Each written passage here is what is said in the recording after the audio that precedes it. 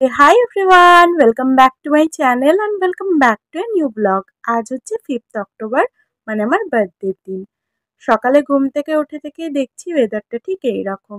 তারপরেও সকাল সকাল আমি গিয়ে আগে স্নান করে নিলাম, কারণ আমার ইচ্ছে ছিল বৃষ্টিটা একটু কমলে পরে মন্দিরে যাব। তবে সত্যি বলতে আস্তে আস্তে যত সময় বাড়লো তত এই বৃষ্টির মাত্রাটা অতিরিক্ত বেড়ে গেল। সেই জন্য আমার সব প্ল্যান তো একদম ভেস্তে গেল। আমার এত বড় লাইফে আমি কোনোদিন আমার বার্থডেতে এমন বৃষ্টি হতে দেখিনি। তাই জন্য ভাবলাম সকাল সকাল স্নান যখন হয়ে গেছে, তাই বাড়ির ঠাকুর মন্দিরে গিয়ে মোমবাতি আর ধূপকাঠি জ্বালিয়ে দিই। এমনিতেও আমাদের বাড়ির মাকে আমরা খুব মানি, তো মায়ের কাছে ভালো করে ধূপকাঠি আর মোমবাতি জ্বালিয়ে মাকে স্মরণ করেই আজকের বার্থডের দিনটা আমি শুরু করেছিলাম।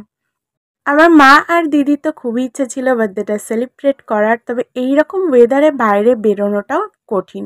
সেই জন্য আমি বলেছিলাম কিচ্ছু করতে হবে না।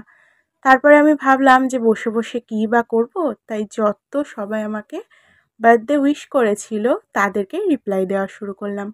এত বার্থডে উইশ পেয়েছি আর এত ভালোবাসা পেয়েছি সকলের কাছ থেকে। So thanks to all.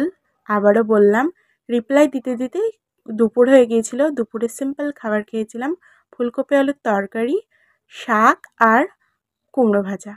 তারপরে বিকেলের দিকে একটু বৃষ্টিটা কমেছিল, তখন একটা আনারস বিক্রি করতে এসেছিল, অনেক আনারস ছিল ওখানে।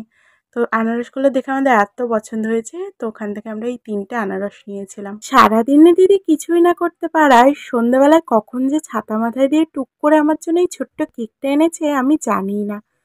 আমার সামনে এনে দিতেই আমি তো একদম অবাক। Happy birthday to you. Happy birthday to you. Thank you. Happy birthday, dear sister.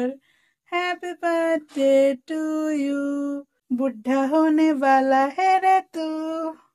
সবসময় দামি জিনিসে কিন্তু আমরা খুশি হই না, কখনো কখনো কিছু ছোট ছোট জিনিসও আমাদেরকে ভীষণ খুশি করে। এই মুহূর্তের পর থেকে আমার যে সকাল থেকে মনটা একটু খারাপ ছিল, সেটা সম্পূর্ণ ঠিক হয়ে গিয়েছিল। আর রাতে আজকে ডিনারে দিদি বানিয়েছিল আমার ফেভারিট চাউমিন। চাউমিন দিয়ে রাতের ডিনারটা সেরেছিলাম। ব্যাস, আজকের ভিডিওটা এখানেই শেষ করছি। আবার দেখা হবে নেক্সট ভিডিওতে। ততক্ষণের জন্য টাটা।